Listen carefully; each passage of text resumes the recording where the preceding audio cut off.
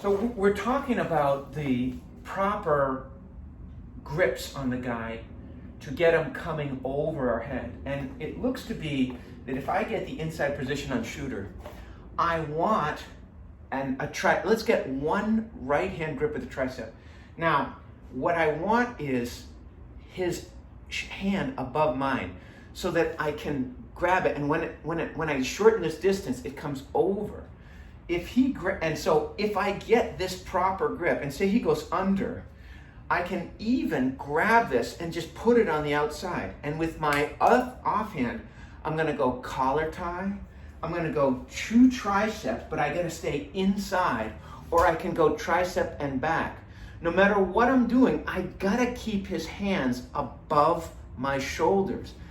The reason for this is, can you scoot back just 2 feet there? The reason for this is when I get this grip, and even if he goes under, as John Danaher says, this is good for upper body attacks, I can rip this out and put it here and come here. Now, what happens is when I start elevating him, he's got to touch the floor. And then immediately our reaction is we're gonna go to the triceps to push him. Now, once I have him here, to finish into the ashi, as I punch in, I've gotta turn him so that I have a little opening to get into the ashi.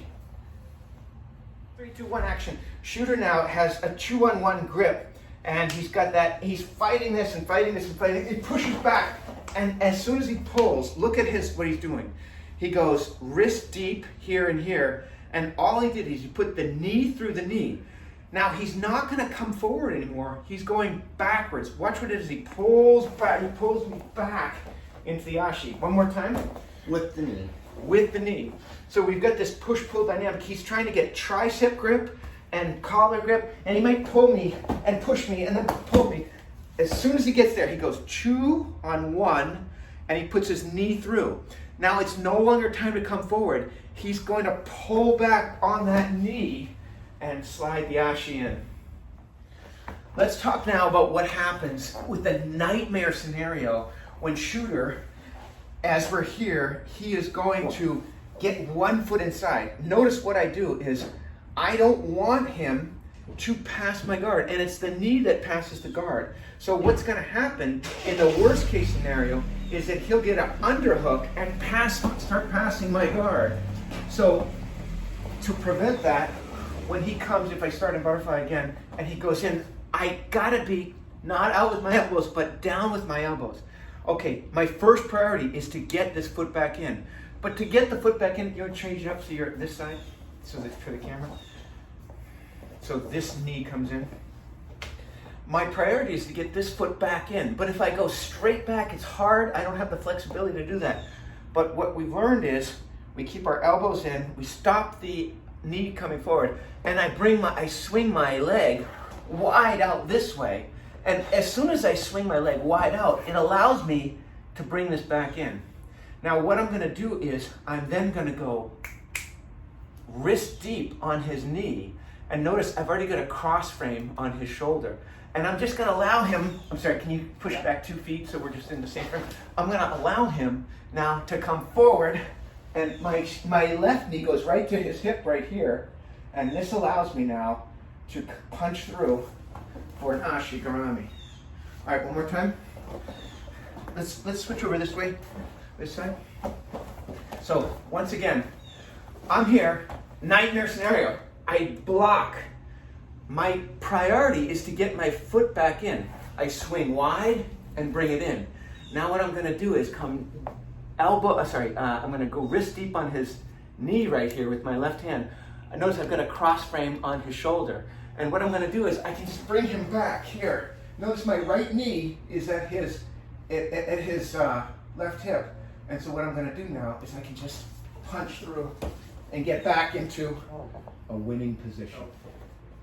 Dealing with a standing opponent. So I'm here and Shooter stands up quickly and I can't get to him. Maybe I get to my elbows to my hips as we saw, and what I wanna do is I wanna go inside, look at this foot. I go ankle to ankle with a sticky hook right there. And what I'm gonna do is I'm gonna go wrist deep here. And now he might try to get out, but it's very difficult because he can't come this way because of my foot, and he can't go that way. And so what I'll do now is I want him to step. I keep my foot active. I want him to step where I want him to step. So what I'll do is I just have to pull him, and he's going, if he puts his foot on the ground, I'm right into the ashi. I'm sorry, his hand on the ground, I'm right in the ashi. If he doesn't, if I put this sticky hook here, and I pull him, and he just steps, it's easy, again, also for me, to go right into the ashigarami. So if we're going this side, if he comes here, if he stands up and I can get this hook, remember, I want a sticky hook there, and I'm going to go wrist deep. And what I want to do is, he's probably going to want to try to step away. And as he does, I'm going to put my hand out, I'm going to pull him. And as soon as I pull him, I'm in and up to the ashi. If I'm playing I've got the inside position, and now I go 2-on-1, and he's good. Come back down on your. I've got inside position, and I've got 2-on-1, and we're playing this grip game, and he grabs me, and I grab him, and I get here, and now maybe I arm drag or I just pull him, and he gets that leg up. As soon as I see that opportunity, what I'm going to do is I'm going to go right. My right hand comes over. Now this is the scoop grip. If I grab 2-on-1, that's great, but it takes 2 of my arms to control 1 of his. What I want to do is grab and go scooping under, because I'm tremendously strong from this angle, and what I can do now is I can control his upper body that way, and I scoop it. You can see Shooter has to come into me, and I get this nice ashigarami position, which I can certainly come back to. So one more time with the scoop grip. If we're playing this game, and I just get him to come up, well, I'm gonna grab, I'm gonna come under and scoop that leg, and now I can pull him right into my ashi, and then I have to extract that. We're working on this idea of what happens if I have a standing opponent.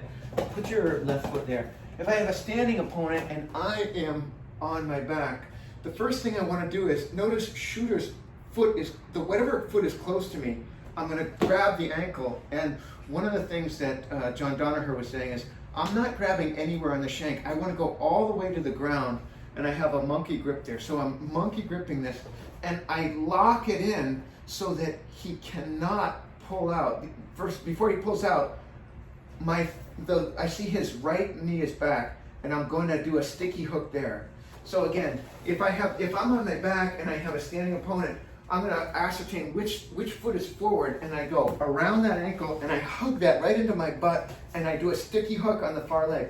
Now, the reason I don't just go anywhere or even loose with this is he can kick that out and get out. So what I want to do is I want to grab the heel and lock everything tight. That's why I hug that to my butt. And now I've got this idea of the sticky far hook. Now, what I'm going to do here, kind of counterintuitively, I think, is I'm going to stick this behind his knee. And what I'm going to do is I want to put his hands on the floor.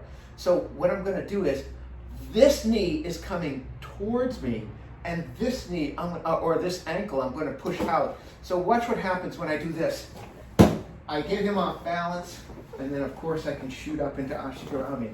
And again, I'm lying down. I happen to be down, and I have a standing opponent in front of me. I see his front foot is coming forward. I go right around the ankle and hug that, and I go a sticky hook the far way. I might start like this, right?